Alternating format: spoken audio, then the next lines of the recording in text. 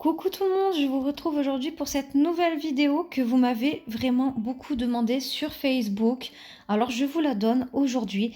N'hésitez pas à liker et partager cette vidéo et à cliquer sur s'abonner en bas à droite de la vidéo et activer la cloche pour recevoir les nouvelles recettes. Voilà, pour les ingrédients donc 500 g de semoule moyenne comme ceci que vous disposez dans un plat assez grand et large. Ensuite, vous allez avoir besoin d'une cuillère à soupe de sucre, une cuillère à café de sel, 30 g d'eau de fleur d'oranger, 125 g de beurre fondu avec 25 g d'huile et pour finir environ 100 ml d'eau suivant l'absorption de votre semoule. Ensuite, pour la pâte de date, je vous mettrai le lien en bas de la vidéo en description pour fabriquer vous-même votre pâte de date. Ou sinon, vous pouvez prendre 250 g de pâte de date. Et pour travailler cette pâte, on va utiliser une cuillère à soupe de cannelle et environ 3-4 cuillères à soupe d'eau de fleur d'oranger.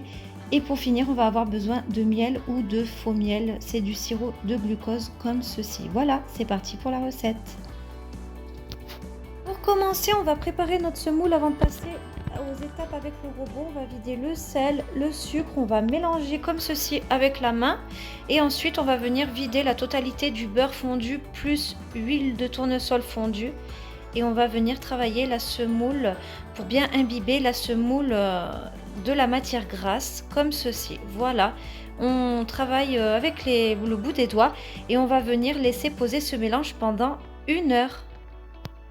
Au bout des 1 heure, on vient transvaser la totalité de la semoule dans le bol mixeur de notre robot et on va passer à la suite de la recette.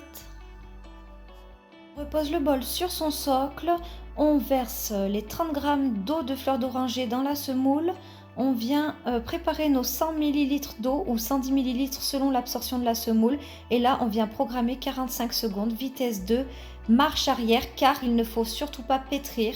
Donc vous mettez bien le sens inverse et pendant tout le programme, on va venir petit à petit verser l'eau par l'orifice du couvercle pour ramasser la pâte, mais il ne faut pas la pétrir, il faut juste la ramasser. Ensuite, vous débarrassez la pâte obtenue dans un plat ou un saladier pour passer à la suite de la recette, comme ceci. Voilà, vous en faites une boule.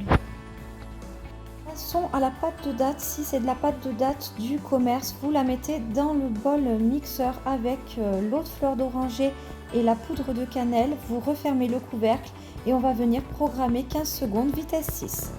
Voici la pâte de date obtenue. Elle est très souple, elle a une consistance parfaite et maintenant on va passer au montage des gâteaux. Alors avec notre boule de pâte, j'ai formé un long boudin que je viens couper en deux comme ceci. Voilà, je réserve une moitié de côté. Je viens donc de faire un boudin assez régulier et maintenant je viens appuyer au centre avec mon doigt comme ceci pour créer une encoche où on va placer notre pâte de date au milieu comme ceci. Regardez, j'appuie bien avec mon doigt. Ensuite, vous venez garnir notre encoche donc avec la pâte de date comme ça sur toute la longueur. Une fois que vous avez bien mis la pâte de date au milieu, vous venez serrer en pinçant les deux extrémités comme ceci pour refermer le boudin sans en faire sortir la pâte de date. Voilà. Ensuite, vous roulez légèrement le boudin sur le plan de travail et moi ce que je fais, vu que je n'ai pas d'emporte-pièce spécial, j'utilise des spatules comme ceci pour avoir une régularité et avec une spatule coudée, j'appuie légèrement dessus pour avoir une certaine régularité. J'ai trouvé cette méthode super pratique, du coup j'ai trouvé que c'était le mieux avec les ustensiles que j'avais, donc voilà. Donc je fais comme ça, après vous pouvez très bien aplatir avec vos mains, c'est tout à fait possible.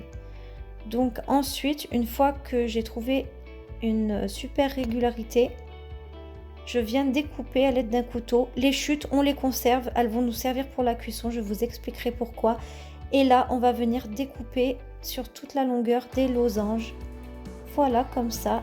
Et à la fin, pareil, la chute de pâte, on va la garder pour la cuisson. Et ensuite, je vous montre, je fais des petits dessins avec le couteau comme ceci en forme d'étoile. Vous pouvez utiliser aussi un emporte-pièce, mais du coup je n'en avais pas, alors j'ai décidé de faire des petites étoiles comme ça. Et maintenant je vais vous montrer pour la cuisson. Ensuite, vous répétez l'opération avec votre deuxième boudin, comme je viens de vous montrer, et on va passer à la cuisson. Pour la cuisson, vous venez les disposer sur la plaque du four, tous serrés les uns aux autres comme ça.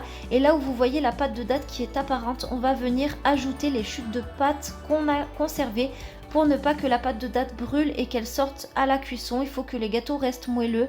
Et là, on va venir enfourner pendant environ 35 à 40 minutes à 180 degrés. Il faut que les gâteaux soient dorés pareil des deux côtés. Donc ça, c'est vraiment à vous de jouer avec votre four. Moi, je sais qu'en fin de cuisson, j'avais monté ma plaque tout en haut du four pour bien qu'il soit doré des deux côtés. Voilà. Et voici à la sortie du four. Maintenant, on va venir avec de l'eau de fleur d'oranger, les asperger comme ceci avant de les tremper dans le miel. Et tout de suite, je vais vous montrer comment les tremper dans le sirop ou le miel. Voilà. Vous versez donc votre miel ou votre sirop de glucose dans la casserole avec un peu d'eau de fleur d'oranger et vous venez mélanger et chauffer 30 secondes, 1 minute, mais pas plus. Il faut que ce soit liquide, mais il ne faut surtout pas faire bouillir le mélange. Voilà.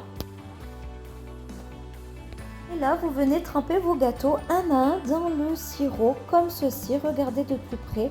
Et voilà, vous répétez l'opération avec tous les autres gâteaux que vous trempez dans le sirop. Voilà. La recette est maintenant terminée, alors likez et partagez la vidéo.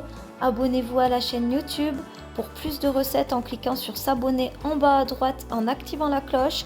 Voici le résultat, ils sont très réussis, je suis contente. N'hésitez pas à me laisser plein de commentaires et à bientôt pour une nouvelle recette. Bye!